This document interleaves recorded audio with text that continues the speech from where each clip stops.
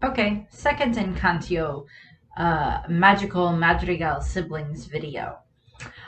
So this video is going to be about Isabella, Luisa, and Mirabelle, who are the daughters, of course, of Giulietta and Augustin Madrigal. Now, out of these three, I would say that the one that I do kind of relate to the most is probably Mirabelle, but there are also other moments where you kind of, you're the point of the movie is that at any point in time you're supposed to be able to relate to the other characters at points in time, and see things from these different perspectives, which is kind of the point of the movie. And and that's one of the things that I do like about the movie is that not only is there no villain in the movie, I mean, like, kind of, the grandma is kind of the villain, but no, she's not. She's not meant to be the villain. She's meant to be this kind of force that is, unfortunately, because of the way that she's presented herself to the town and presented her family to the town, that they are, the backbone of the town, and that they can put a lot of pressure on them, but she hasn't quite seen where that pressure, where those cracks have put into her family and caused too many problems.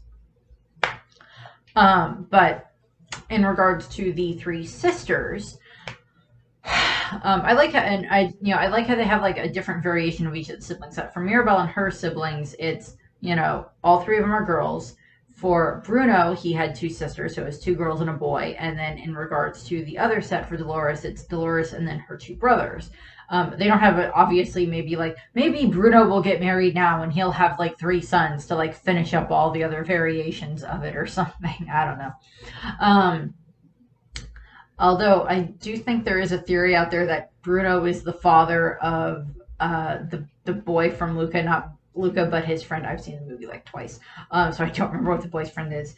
But there's like that whole theory I think is out there, which I'm just like, okay, sure, we can try that.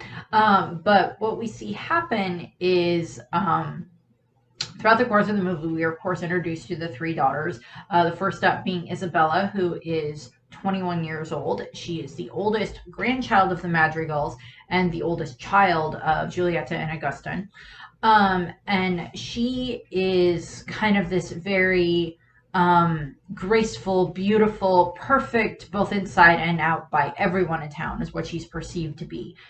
And her gift, of course, is to make different types of flowers and plants grow. And the main thing that we see her do throughout the course of the movie is, of course, she makes large amounts of like roses and a hurricane of haciendas, as they put it, fleur de mayo by the mile, roses, other types of carnations, all types of different flowers that she can make grow, and they're all very beautiful, and like we see that as she makes them. And one of the things, of course, is she has this kind of a bit of this antagonistic relationship with her younger sister. Now, I've stated multiple times in videos on this channel, I have an older sister. There's a 12-year age difference between the two of us. Now, between Isabella and Mirabelle, there is a 6-year age difference because Mirabelle is 15 and then Isabella is 21. So there's a 6-year age difference there. So Isabella already had her power by the time Mirabelle was born. And then Luisa is 19, so she's 2 years younger than her older sister. But what we see, of course, with Isabella throughout the movie is she has this persona of being this perfect, she's supposed to be this golden child, this heir, this perfect firstborn child type of a thing. And even her gift in and of itself, this power to make plants grow, to make beautiful things pop up all over the place within a certain radius of her, or depending on how far out she stretches her powers, is quite interesting. I admit, out of all of the gifts, I wouldn't mind her gift, but I don't have that good of a green thumb, so I don't know if I would want that gift. I don't know what gift I would want out of all of them. I don't know if I'd want to be able to speak to animals like Antonio does, because, mostly just because of the fact of that I probably wouldn't want to eat bacon or ham or hamburger or chicken anymore, because it'd be like, I know what they sound like and they don't like to be eaten. I don't know if I'd want that. And, Luisa is strong, but I don't know if I'd want that power, that gift either. Healing wouldn't be bad. Being able to heal people like Julieta can do would be kind of fun. So maybe that would be a nice thing to have. Go be a doctor or something like that. Um, Although I didn't mention this in the other video, I don't know if it's ever stated whether or not she can like heal herself. I would assume that would be also one of the things that her power would allow her to do, but moving back onto her eldest daughter. What we see happen throughout the course of the movie is she is supposed to be married to Mariano. I could not remember his name in the first video, sorry. Mariano Guzman. The Guzmans are supposed to be, I'm assuming this other very, well-known or wealthy-ish type family in the Encanto. Although, admittedly, I don't know how the money system works at Encanto, because it's not like they really have like outside influence coming in necessarily. So I don't know. But what, of course, we see happen is she's supposed to be engaged to Mariano on like the second day in the movie, the day after Antonio's birthday / gift ceremony, and everything kind of just goes wrong.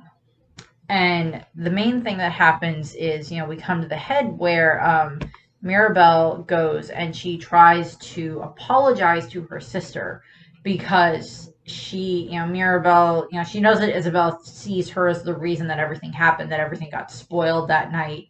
And Mirabelle goes and she tries to apologize, but of course, this does not happen. She attempts to apologize and make things right with her sister, but everything just kind of comes to a head because Mirabelle, her entire life, literally her entire life, has seen Isabella as this perfect, beautiful, graceful, can do no wrong. Everything is, just all lined up. The stars aligned for her.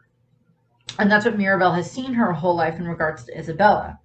And Isabella, on the other hand, from the moment Mirabelle was already born, Isabella had her powers, had her gift already, but Mirabelle, Isabella already had like this pressure on her. She was the firstborn. She had this gift already. She was the first grandchild to have a gift. Yes, at this point in time, Dolores would have already had her gift too, but I'll go over Dolores in the next video.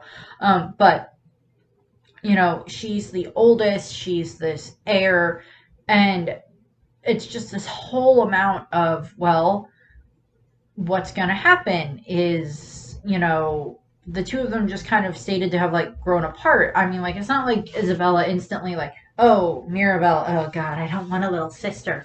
Because then she would treat Luisa the same way, but she doesn't. But Isabella does kind of seem to treat Mirabelle with the fact of, you ruined my day. You ruined this, Mariano's nose looks like a crushed rose right now. And like all this other stuff, like you ruined everything. You didn't get your gift. And then last night you had to make everything about you to a degree in regards to like saying that you saw this stuff happen in the house last night where we were all happy for Antonio and like all this other stuff. And, yeah,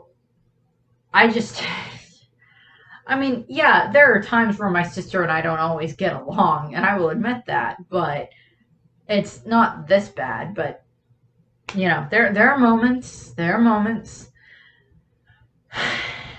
happens with any siblings. I know there are times where my mom does not get along with her siblings, and she grew up with 6 of them, and my dad grew up with 5 siblings. So and I look at my nieces and nephew, and there's 3 of them.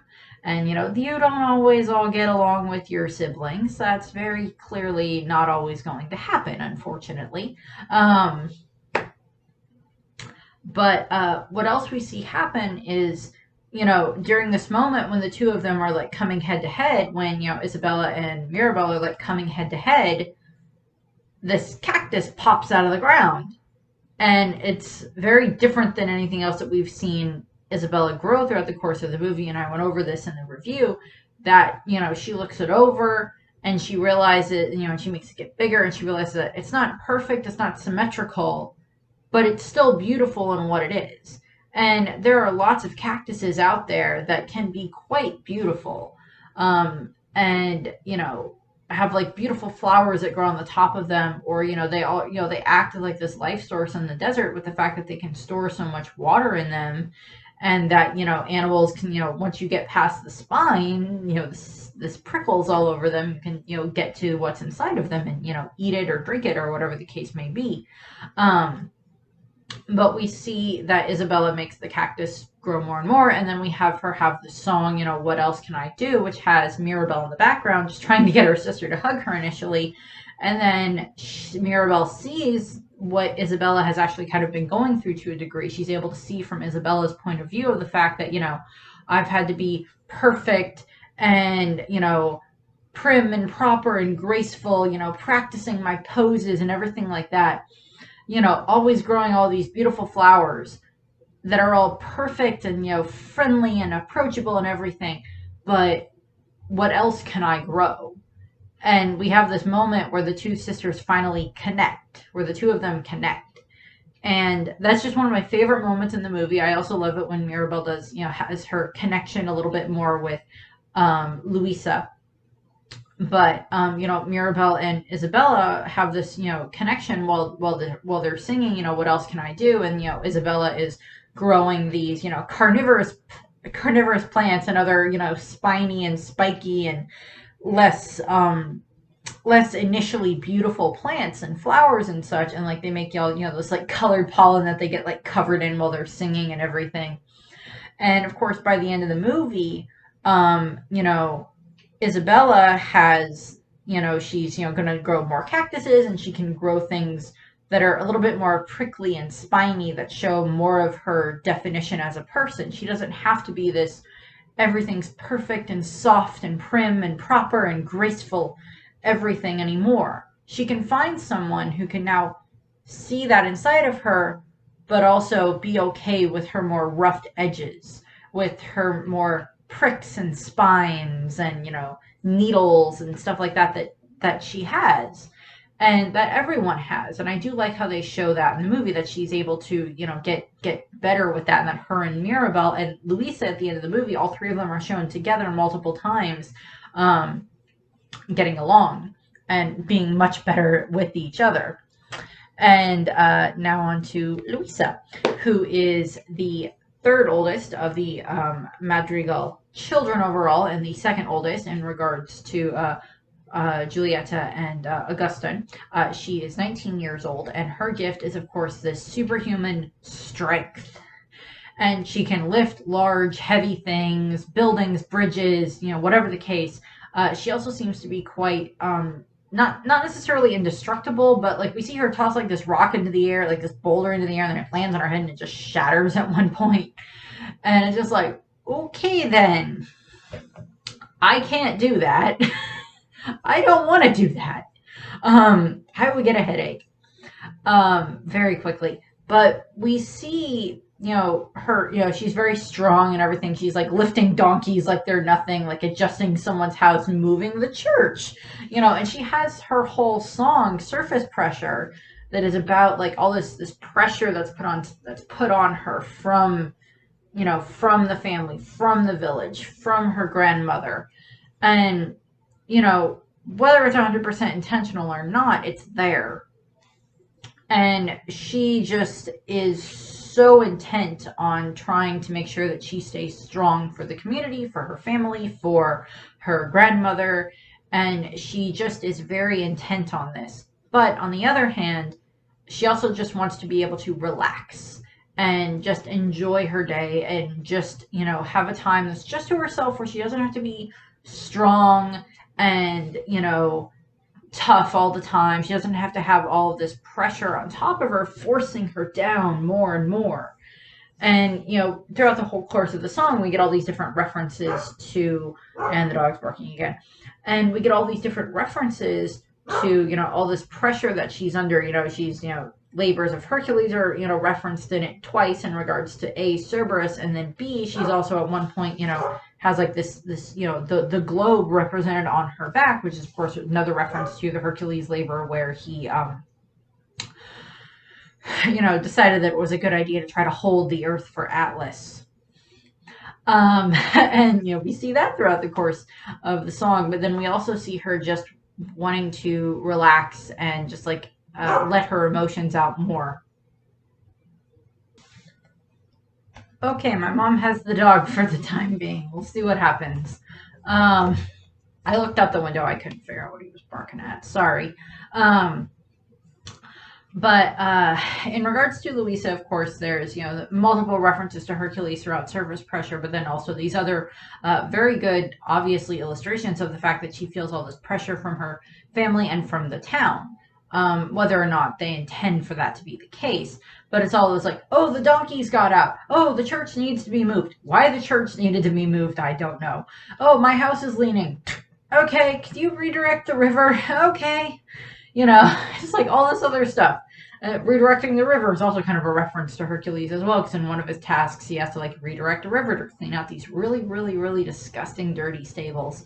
But throughout the course of that, we see that she just wants to have time to be herself, to be a girl, where she doesn't have to be this rock of the family, rock of the community anymore, and she can just relax. And and at one point we see that she starts to lose her strength, and that's not a good thing, and it obviously affects her quite a bit.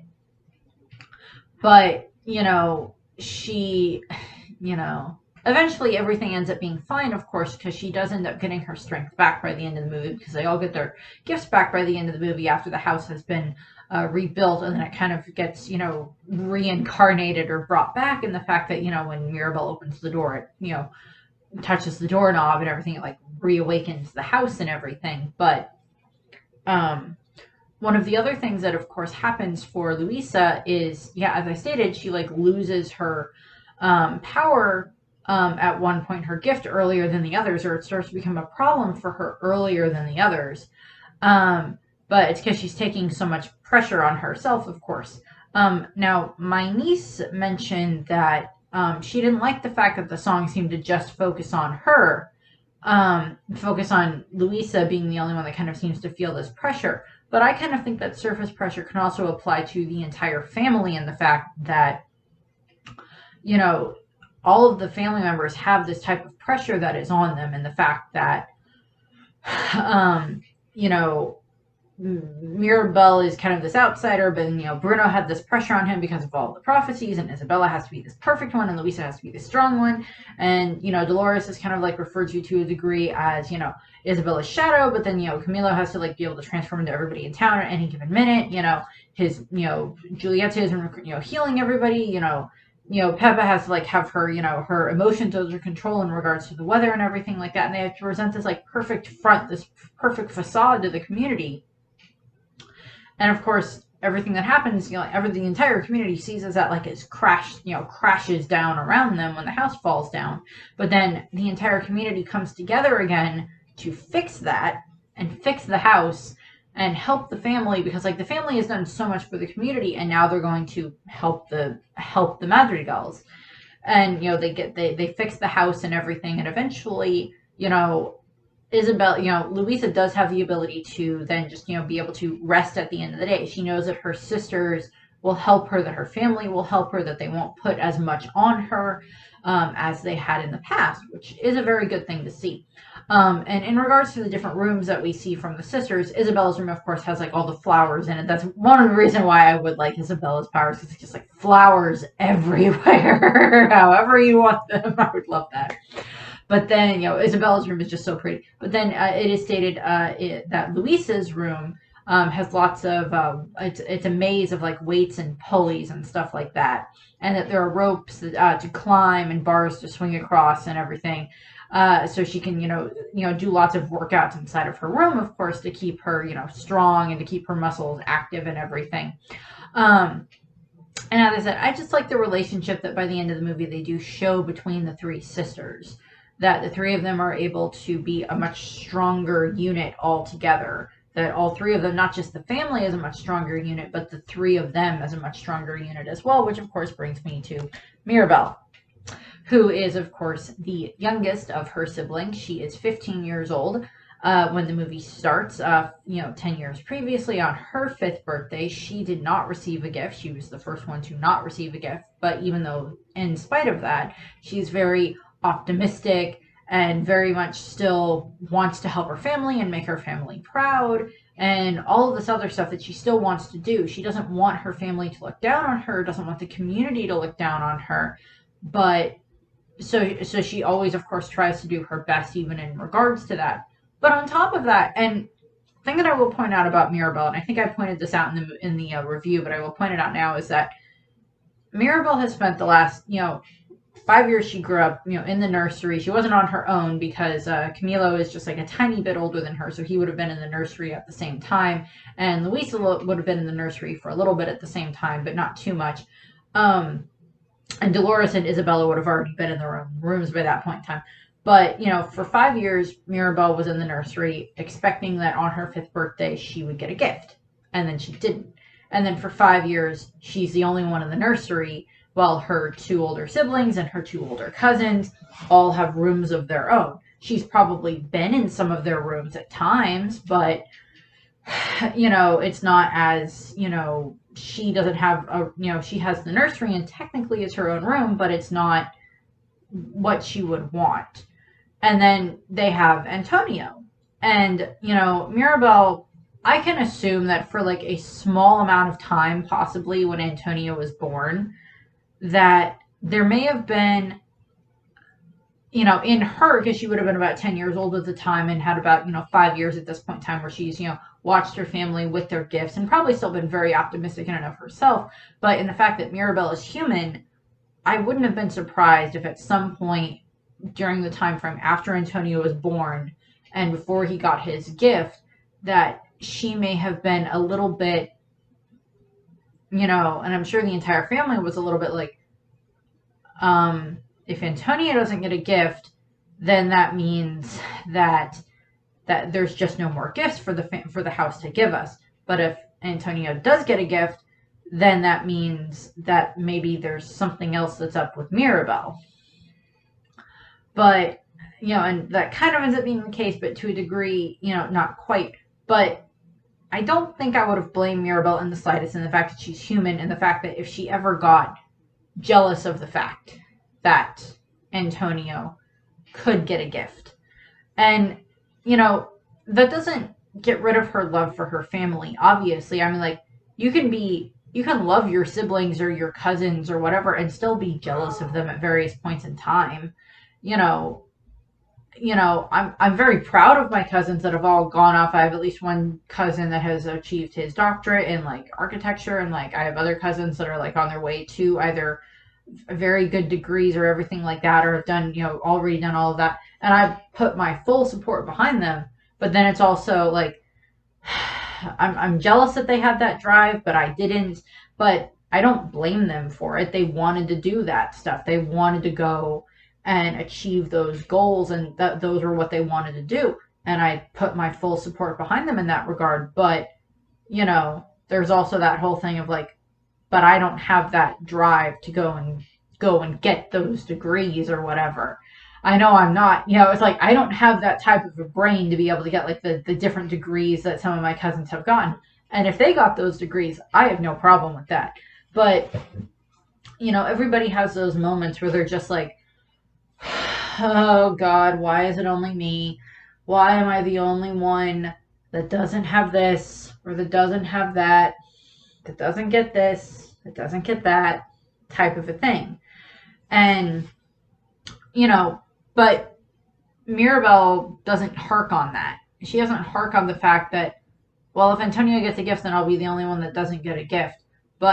And we see the interaction that she has with Antonio, that it's very blatantly showed that she wants him to get a gift because then he won't have to feel the same way that she does in regards to being different from the rest of the family, to the way that her uncle and her father feel, or the fact that, Bruno left. She wants Antonio to get a gift so that way he can belong the way that she doesn't. And I find that so wonderful in that fact. And yeah, she's like, yeah, I'll be alone in the room again, but that's okay because you'll have a gift and you're going to get this awesome gift and you're going to get a great room and you're going to, have so much fun.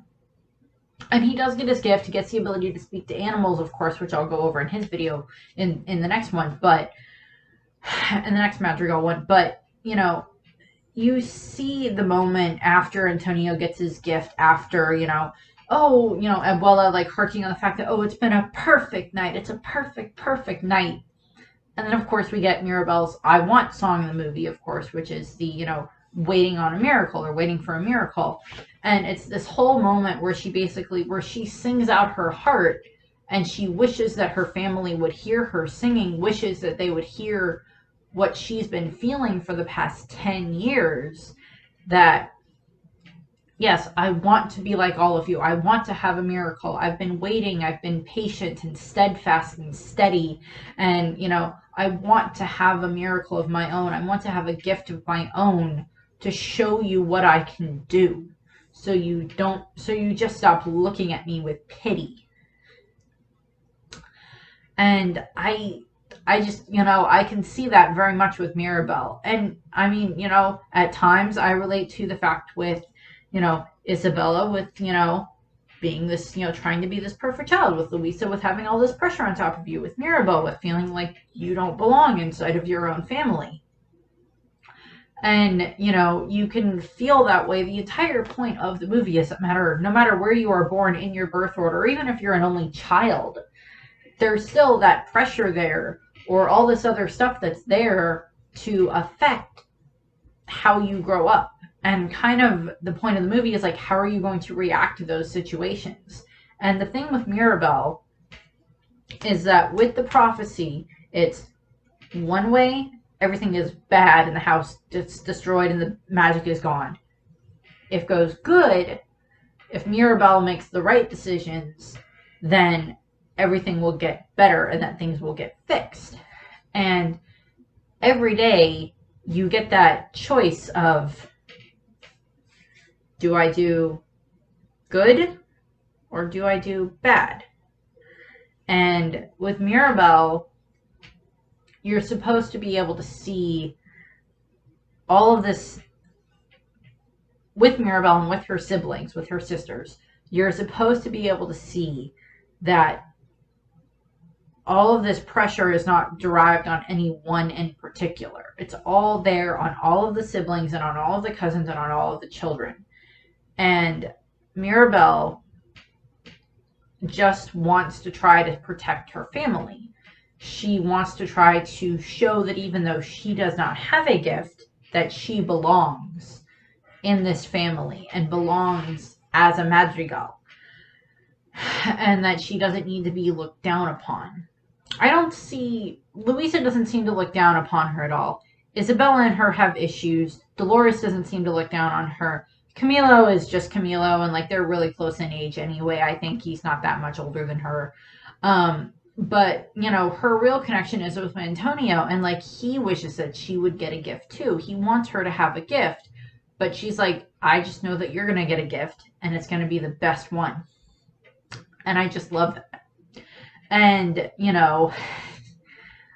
we see that with her relationship with Antonio, and I just love that relationship throughout the course of the movie. But, Mirabelle is shown to be, everybody has this choice to make. The barking is back. Everybody has this choice to make. And your future, your paths that you choose will affect those around you, which is quite obvious. And, each sister represents the fact that you can connect with any of these characters, or even with Dolores, and Camilo and Antonio, or Bruno, or any of the characters in the movie, you're supposed to be able to connect with them. And find, oh, I know what that feels like. And now I know what that feels like from this other person's point of view. So, I thank you very much for watching this video. I hope that you enjoyed the video and my ramblings, and I hope that you have a nice rest of your day. And now I'm going to go record the final one for the Madrigal Magical Siblings ones about Pepe and Felix's children. So, bye! I think it's time you learn you're more than just your gift.